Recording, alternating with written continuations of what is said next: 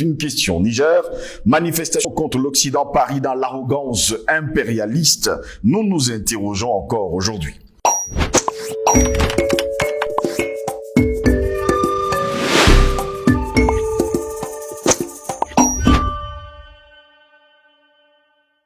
Mesdames, Messieurs, bonjour, bienvenue à toutes et à tous à cette autre édition de Parole panafricaniste. Eh bien, Mesdames, Messieurs, plusieurs milliers de personnes favorables au changement au Niger se sont rassemblées à Niamey devant l'ambassade française pour scander des slogans contre la France. Selon des spécialistes, ce discours anti-français n'est pas inédit et même en maturation depuis plusieurs années. La plaque de l'ambassade de France au Niger piétinée et remplacée par des drapeaux russes et nigériens.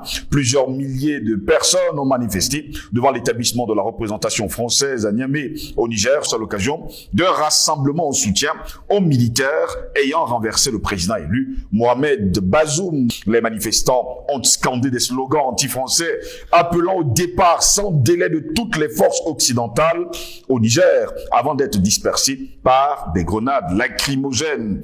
Et bien des événements suivis par la réaction de Paris qui a menacé de répliquer de manière immédiate et intraitable à toute attaque contre ces quelques 500 à 600 ressortissants présents sur place. Mais comment expliquer cette réaction d'hostilité contre la France, quand on sait pertinemment que c'est depuis des lustres que les Africains demandent à la France de quitter le sol africain. Voilà pourquoi nous nous interrogeons. Niger, manifestation contre l'Occident, Paris dans l'arrogance impérialiste, nous nous interrogeons. Et pour répondre à nos questions, nous sommes avec Albert Anatola ici. Il est journaliste d'investigation et directeur de publication du journal Le Cactus. Albert Anatola ici, bonjour, bienvenue à vous. Bonjour à vous aussi, José Longos. Je dis bonjour aux techniciens, spécialement à Gérès qui se trouve derrière les machines. Je dis bonjour au top management de Panafricaniste TV. Bonjour à l'Afrique. Bonjour aux Africains de Mayotte qui vivent le génocide organisé par l'Hexagone, je parle de Paris. Vous êtes au courant naturellement que à l'instant où nous parlons, n'est-ce pas, du haut de cette tribune, il est en train de se déroule là-bas une campagne, n'est-ce pas, de stérilisation des jeunes filles noires, n'est-ce pas? Je crois qu'ils ont un problème, justement, avec les touristes des femmes noires. Et c'est de ce côté-là, n'est-ce pas, l'ONU n'a rien vu. L'Union européenne n'a rien vu du tout. Human Rights Watch, ils n'ont rien vu du tout. Comme je l'ai dit, je voudrais ici saluer et soutenir la révolution qui est actuellement en train de s'opérer du côté du Niger, tout comme je m'étonne justement du narratif, n'est-ce pas, de la diplomatie française, qui pour une fois s'offusque, s'indigne de ce que les emprises diplomatiques et consulaires de l'Hexagone ont été justement vandalisées par la population, n'est-ce pas, nigérienne. Je voudrais ici vous convoquer dans un événement factuel qui s'est déroulé dans le contexte toujours des manifestations. Tenez, je crois que c'était en 2019, il y a les entreprises de la diplomatie camerounaise qui ont été attaquées du côté de Paris, effectivement. Et pas très longtemps, il y a quelques semaines, vous avez les entreprises diplomatiques et consulaires du Sénégal qui ont été également attaquées du côté de Paris. Je n'ai pas vu Paris s'offusquer et convoquer la fameuse convention de Vienne qui oblige le pays hôte à assurer la sécurité de ces entreprises à la fois diplomatique et consulaire. Comme quoi, lorsque ça arrive aux autres, ça ne nous intéresse pas. C'est quand nous arrive que ça devient un problème. Merci pour l'invitation. Très heureux de vous avoir, Albert Anatole, ici encore ce matin. Et bien du côté du Niger, ils étaient des centaines de milliers de personnes dans les rues pour demander le départ de tous les Occidentaux, on va le dire comme ça, de toutes les forces occidentales, commençons justement par la France. Comme je l'ai dit tout à l'heure dans ma première prise de parole, je salue et soutiens également la révolution en cours qui est engagée respectivement par les patriotes de l'armée nigérienne et ensuite par le vaillant peuple nigérien. Je crois qu'il était temps que le vassal au service de l'impérialisme occidental du côté Niger que vous appelez Bazoum, qui a été installé par Jean-Yves Le Drian et Macron pour justement davantage piller le Niger, était temps que ce vassal soit déchu. Donc, nous saluons cette révolution. Comme je l'ai dit, ce qui se joue actuellement du côté du Niger n'est pas seulement le fauteuil de Bazoum. Ce qui se joue également là-bas, c'est à la fois les enjeux géopolitiques, mais surtout la survie du nucléaire à la fois de Paris, mais surtout de l'Union européenne. Je voudrais vous faire savoir que du côté du Niger se trouve une multinationale qui s'appelle Orano, qui exploite depuis 1960 l'uranium du Niger. Cet uranium qui permet à l'impérialisme arrogant de Paris, n'est-ce pas, d'avoir de l'électricité au travail du nucléaire. Mais en contrepartie, le peuple nigérien croule sous la pauvreté, la paupérisation, mais surtout dort dans l'obscurité, tout en buvant et avalant, n'est-ce pas, les débris radioactifs qui sont le fait, n'est-ce pas, des ces multinationales françaises qui achètent, n'est-ce pas, l'uranium du Niger à 5 francs CFA pour aller le revendre sur le marché européen à plus de 200 000 francs, n'est-ce pas? Ça veut dire que nous avons un problème. Cela, c'est le second enjeu de ce côté-là qui se joue également. Lorsque vous voyez, justement, Paris, l'Union européenne, l'Union africaine, toutes ces organisations arrogantes qui ne nous servent à rien, si oui, à organiser des coups d'État chez nous, à piller nos ressources, à installer au devant, je veux dire, au sommet de nos États, des vassaux de l'armement qui sont au service de la criminalité internationale, eh bien, lorsque vous voyez ces organisations arrogantes, justement, s'offusquer de ce coup de force qui s'est opéré la semaine dernière du côté du Niger, ça veut tout simplement dire que nous sommes dans le bon. Ça, je dois quand même vous faire observer une chose. Lorsque ces gens, j'ai dit, ces impérialistes soutiennent quelqu'un, ça veut dire que c'est un bon vassal, un bon maître, un bon, n'est-ce pas? Bon élève? Non, pas un bon élève. C'est un bon nègre de maison, un bon nègre de service qui travaille pour leurs intérêts. Lorsqu'ils applaudissent celui-là comme celui qui vient d'être déchu, comme ils applaudissent l'arbre qui est du côté n'est-ce pas, la Côte d'Ivoire, comme ils applaudissent le vassal qui est du côté du Sénégal, ça veut dire que ces gens, ils travaillent, ils sont au service des intérêts. La preuve, c'est que le PD, disons comme ils nous interdisent de parler désormais de homosexuels. Maintenant, le PD qui est du côté de l'Élysée, que vous appelez Macron, qui soutient, n'est-ce pas, l'arrogance de l'Union africaine, de la CEDEAO, eh bien, ça veut tout simplement dire quoi? Ça veut dire que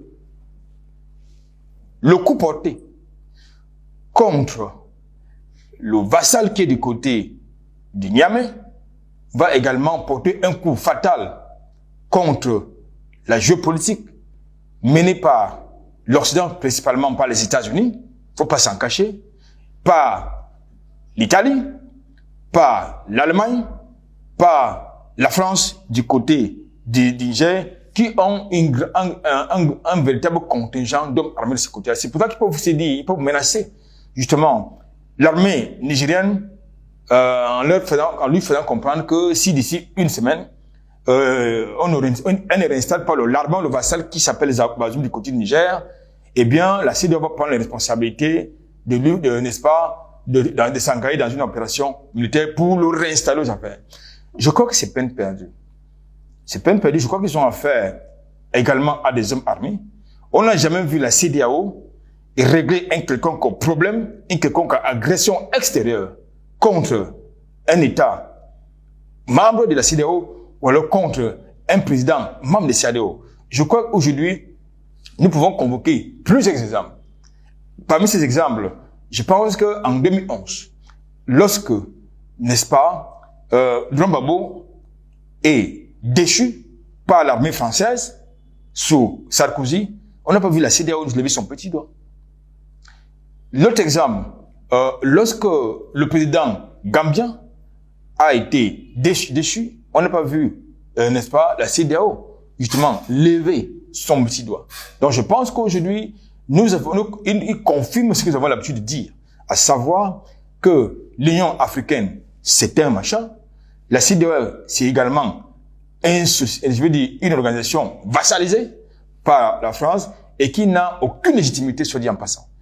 Dans le contexte des événements qui font l'objet de la thématique de ce matin, nous avons vu notre vassal faire office de médiateur du côté du Niger. Je parle de Mohamed Idriss Déby, n'est-ce pas, débarquer de ce côté-là, alors que lui, il est également illégitime, mais les vassaux qui sont du côté de la CEDEAO lui ont quand même donné le quitus de jouer les médiateurs.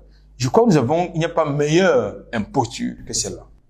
Albert Anatole ici, parlons justement de la réaction de Paris. Eh bien, Paris, dans sa réaction, déclare haut et fort, de manière immédiate et intraitable, déclare que toute attaque contre ces quelques 500 et 600 ressortissants présents sur place, eh bien, seront suivis, on va le dire, de grandes menaces.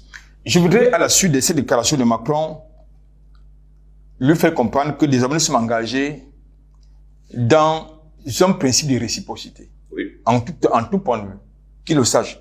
C'est-à-dire que, à l'instant où nous tenons cette émission, je voudrais ici appeler les patriotes du Sénégal, les patriotes du Niger, les patriotes de Burkina Faso, les patriotes du Mali, les patriotes de la Côte d'Ivoire, du Togo, à soutenir la révolution actuellement en cours du côté du Niger. Si un seul cheveu d'un Nigérien, d'un patriote nigérien est touché, il faut qu'il y ait une révolution partout où se trouvent, n'est-ce pas, les intérêts de la France.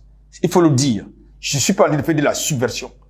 J'ai l'habitude de le dire et j'assume ce que je dis. C'est-à-dire que désormais, nous devons pouvoir établir le principe de réciprocité. Éventuellement, le principe de la terreur serait nécessaire. Il nous a souvent été dit que le panafricanisme, c'est pas la violence. Je voudrais leur concéder cela. Mais sauf que nos dévanciers ont été assassinés, ont été tués parce qu'ils portaient le discours de la non-violence. Le contexte n'est plus le même. Nous sommes en 2023. On ne peut plus désormais penser qu'on va continuer à utiliser les mêmes armes que nos dévanciers ont utilisées alors qu'ils ont été assassinés par les gens qu'ils combattaient avec le discours, non pas de la violence, mais de la non-violence.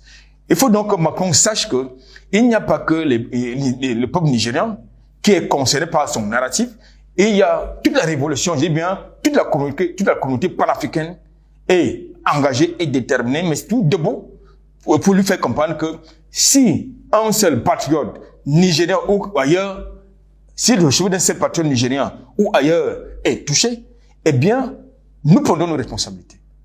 Partout où les intérêts, où les Français se trouvent. Il faut que cela soit clair. Et j'assume ce que je dis. Je répète, je ne suis pas en train de faire de la subversion. Je suis en train de leur faire comprendre qu'ils n'ont aucune légitimité.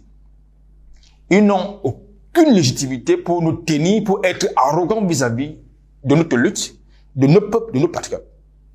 Rien ne leur confère ces droits. Que ce soit Anthony Blinken, que ce soit Macron et les autres. Rien ne leur confère ce droit. Donc je pense que, et j'invite tous ces patriotes mobilisés à soutenir, à rester focus sur ce qui se passe actuellement du côté du Niger, parce que le moment panafricain, la vague panafricaine est irréversible. Pourquoi cette ingérence justement de la France et de l'Occident dans les affaires africaines? Pourquoi justement commencer par faire des commentaires comme quoi il faudra réinstaller Mohamed Bazoum sur le fauteuil présidentiel? Mais c'est nous qui pensons que c'est de l'ingérence. Mais ils refusent de penser, de croire à cet instant que la nouvelle génération actuellement engagée dans le retour en souveraineté, dans la véritable indépendance de l'Afrique, ressemble à la génération qu'ils ont connue, que leurs ancêtres criminels ont connue, que leurs ancêtres génocidaires ont connue, que leurs ancêtres impérialistes ont connue. C'est-à-dire De Gaulle, qui fait office de modèle du côté de l'Hexagone, alors que c'est un criminel en ce qui concerne la conscience africaine. Lorsque Napoléon Bonaparte a réinstauré l'esclavage, la traite négrière, et qui constitue un modèle pour certains, alors que pour la conscience africaine, la conscience noire africaine, Napoléon Bonaparte, c'est un génocidaire. Donc, ils pensent, donc Macron et les autres, que nous sommes encore dans ce chemin. Ce qui n'est pas le cas. Non, nous pensons qu'ils sont mais eux, ils ne sont pas dans ces logiques. Dans ces logiciels, ils sont dans le logiciel de ce que le Niger, c'est leur plantation. Le Cameroun, c'est leur plantation. Le Gabon, c'est leur plantation. La Côte d'Ivoire, alors, c'est leur sous-préfecture, ainsi que le Sénégal. Donc, ils ne sont pas dans ces logiciels d'émancipation des peuples africains, je ne dis pas de la nouvelle génération. Je voudrais m'approprier le narratif de l'autre larban que vous appelez Macky Sall, qui a osé, n'est-ce pas, dire du côté de Saint-Pétersbourg que chaque génération a son combat. Alors, si notre génération, si le combat de notre génération est celle de la libération de l'Afrique, n'est-ce pas, de l'impérialisme occidental, quel est le combat de Macky Sall? Quel est le combat de la génération de Macky Sall? La question, elle est posée. Oui. Donc, le combat de la génération de Macky Sall, c'est de continuer à soumettre notre continent sur l'impérialisme occidental, c'est continuer à soumettre le Sénégal sur l'influence d'un pays en décadence, en tout point de vue, qui s'appelle la France. Non, il faut arrêter ça. Il faut arrêter. Nous savons une fois de plus, et il nous a démontré, il y a quelques jours, du côté de Saint-Pétersbourg à Moscou, qui s'est inscrit du mauvais côté de l'histoire, Macky Sall. Donc, nous prenons acte. Et notre génération, et celle qui va nous succéder, doit également prendre acte de ce que nous avons sur le continent africain des individus que Paris, Washington et les autres ont placés à la tête de nos États pour nous vassaliser, pour assassiner nos peuples, pour emprisonner ceux qui s'engagent dans une dynamique d'émancipation et de libération de notre continent. Donc, je pense que, pour revenir à votre question, Macron ne s'inscrit pas dans cette dynamique d'émancipation des peuples africains, et celle de nouvelle génération, n'est-ce pas, de la génération africaine.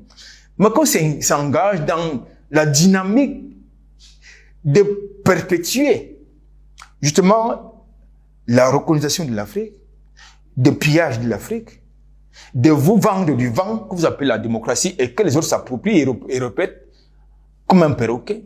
C'est-à-dire la démocratie. Mais je voudrais ici leur faire comprendre, et ils le savent mieux que moi d'ailleurs, que ce n'est la démocratie, c'est pas la démocratie qui a construit l'Occident. C'est pas la démocratie qui a construit l'Europe, c'est pas la démocratie qui a construit la France. Ce qui a construit la France, c'est l'esclavage, la traite négrière, c'est le pillage, c'est le coup d'État, c'est le mercenariat. Ce qui a construit la France et les autres pays de l'Union européenne, c'est la corruption. Donc, qui essaie de nous vendre du vent, nous ne sommes pas dans les concepts. En tout cas, moi, je ne suis pas un analyste des concepts. C'est quoi la démocratie? Sont-ils démocrates? Sont-ils démocrates? Macron est-il un démocrate? Anthony Blinken est-il un démocrate? Biden est-il un démocrate? De quoi est-ce qu'on parle? Peuvent-ils débattre de la démocratie? Les autres, il faut qu'on nous parle de la démocratie. Tout à l'heure, je vous ai convoqué un élément factuel qui a été le fait, la manifestation de l'indignation sélective de la diplomatie française. Il veut qu'on voit les droits internationaux quand ça les arrange. Je vous ai fait comprendre qu'il y a un peu plus de 2 ans, les emprises diplomatiques et consulaires de mon pays, le Cameroun, ont été attaquées en France. Pourquoi est-ce que la France ne les a pas protégées? Il y a quelques semaines, les emprises diplomatiques et consulaires du Sénégal ont été attaquées en France. Pourquoi est-ce que la diplomatie française n'a pas convoqué la convention de Vienne, qui impose justement à la France d'assurer la sécurité de ces emprises, la force diplomatique consulaire? Mais dès lors que ça la concerne, eh bien, ce pays, 1000 fois criminel et arrogant, vous convoque le respect du droit international, du grand n'importe quoi, une fois de plus. Albert Anatole, ici, chaque pays se développe comme il peut le sentir et comme il a besoin de le faire d'ailleurs. Ont-ils des leçons aujourd'hui à donner au Niger et surtout précisément aux Africains? Malheureusement, non, ils n'ont aucune leçon à donner au Niger parce qu'il ne faut pas qu'ils imposent au Niger ce qu'ils n'accepteraient pas chez eux. Qu'est-ce qu'ils imposent à la population du Niger? Ils imposent à la population du Niger de devenir la base arrière des armées multinationales occidentales, constituées de la France, des États-Unis, de l'Allemagne, de l'Italie, entre autres, et de l'Union européenne, plus globalement. Ça, ils n'accepteraient pas ça chez eux. Deuxième chose, ils n'accepteraient pas que si d'aventure la France disposait par exemple de l'uranium et que cet uranium soit exploité pour être vendu ailleurs et profiter, et que cet uranium profite aux autres peuples qu'aux peuples hôtes. Or, l'uranium du Niger, entre autres, est exploité par une multinationale française au sein de laquelle l'État français a des participations. Mais cet uranium est exploité, vendu sur le marché international au détriment et profite à l'économie française et non pas aux populations nigériennes et ni l'État nigérien. Et cet uranium est au cœur d'un contrat qui fait l'objet d'un contrat non pas entre l'État nigérien et l'État français, mais plutôt entre certaines oligarques du Niger, c'est-à-dire Mamadou Issoufou. Avant, c'est lui qui est maintenant un vrai vassal, c'est-à-dire qui présente comme ayant été démocratiquement élu. Bazoum n'a jamais été démocratiquement élu. Il faut le rappeler que Bazoum a été adoubé par Macron, soutenu, j'ai envie de dire, parrainé par Issoufou, Mamadou Issoufou. Il faut leur rappeler l'histoire, qu'ils ont tendance à manipuler. Bazoum n'a pas été démocratiquement élu. Bazoum a été parrainé par Mamadou Issoufou et adoubé par Macron. Cela se sait. Donc, qu'ils adressent n'a pas été élu démocratiquement. En plus, Bazoum n'est pas un Nigérian. Soit dit en passant. Donc, on impose donc pas aux autres, qu'on n'impose pas au peuple nigérien, comme Macron et ses amis n'imposent pas au peuple nigérien souverain les pratiques, n'est-ce pas, les choses, les faits, n'est-ce pas, qui ne pourront pas, les choses qui n'accepteraient pas chez eux, que le peuple n'accepterait jamais chez eux. Les Africains n'ont-ils pas le droit de demander à un autre pays de quitter son sol? Je pense que on n'a pas demandé à Paris de quitter le sol, parce que Paris ne le ferait jamais de bon gré. Je voudrais une fois de plus, parce que moi je parle des faits. J'appuie toujours mes analyses sur les faits. Dans le contexte de ce que vous avez appelé la lutte contre le terrorisme au Sahel, lorsque ce fameux narratif portant sur le sentiment anti-français a commencé à croître, je voudrais vous rappeler que Macron a invité Illico Presto, c'est Larbin, qui était du côté du Sahel, notamment Ibn Bokar Keïta, le maréchal Ino Déby, recruté mémoire.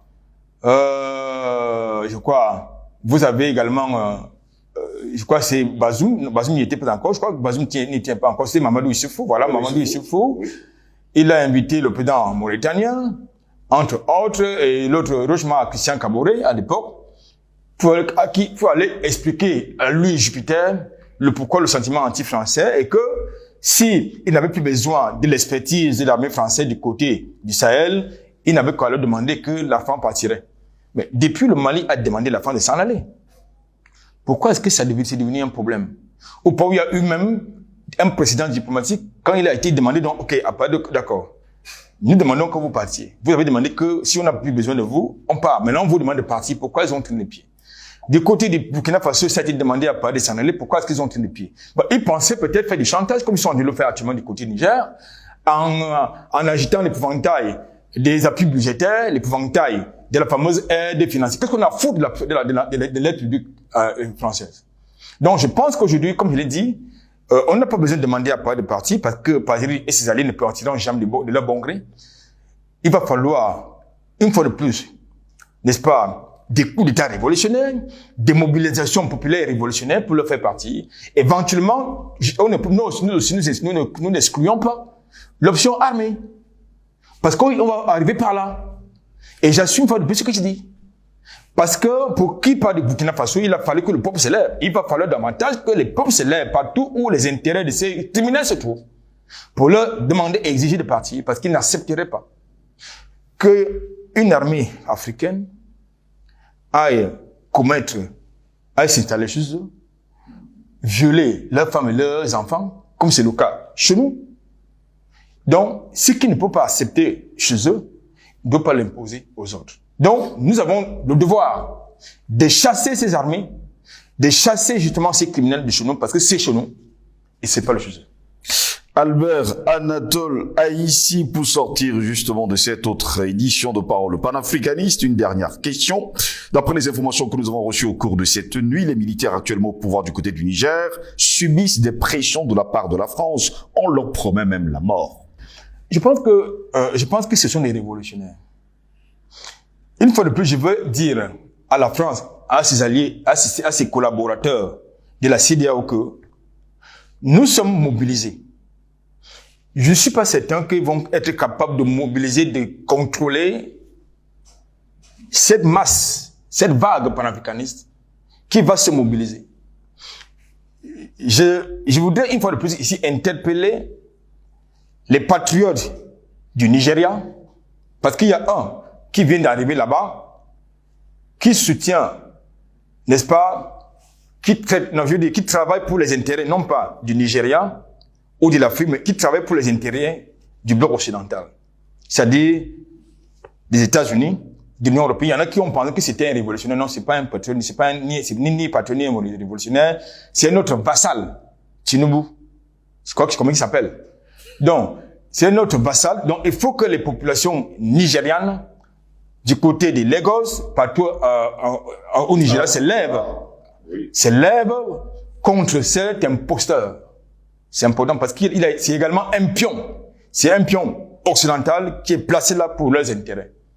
Au même titre que le vassal qui a été déchu du côté du Niger. Donc, il faut que les patriotes de l'armée nigérienne qui se sont levés qui ont pris leurs responsabilités, restent mobilisés, ils sont des révolutionnaires, ils savent ce qu'ils doivent faire. Et nous aussi, nous savons ce que nous devons faire. Merci à vous, Albert Anatole Haïssi. On va pas également oublier de dire à nos téléspectateurs que du côté du Niger, c'est le mouvement 62 qui demande justement de descendre dans les rues pour demander justement le départ de toutes les forces occidentales. Mesdames, messieurs, merci de nous avoir suivis. Au plaisir de vous retrouver très prochainement. Nous vous souhaitons de passer une agréable journée.